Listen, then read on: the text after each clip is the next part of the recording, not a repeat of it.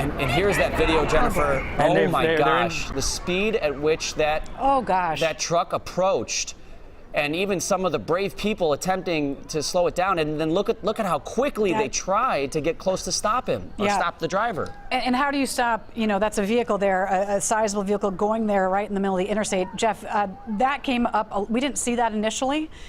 First time we're seeing that truck go that fast, not slowly crawling or anything like that, but going pretty fast into that crowd and then coming to a stop. But you're seeing kind of that mob of people then really gathering tightly together. Oh, here it is again. And the length, the distance it takes to slow down a vehicle like that, not knowing the weight of the load it's carrying, we're talking potentially hundreds of feet. Right. And then, there are thousands of people out there.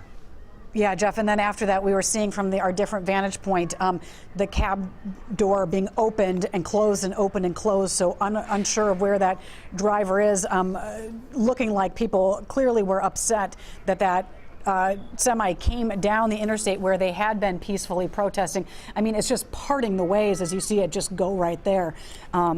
Clearly a dangerous situation that unfolded right there.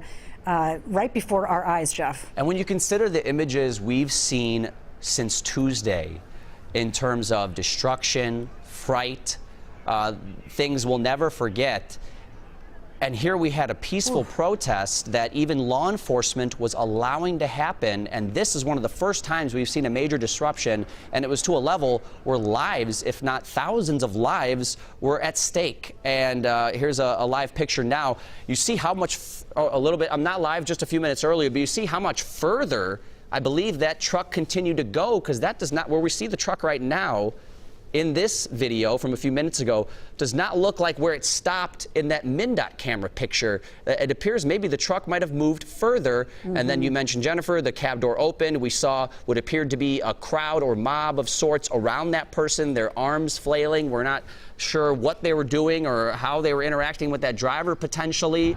But I'm sure feelings of fright and anger for someone to come through what was a peaceful protest at that moment. David, you're still on the ground. We see a formation of officers. Give us an update.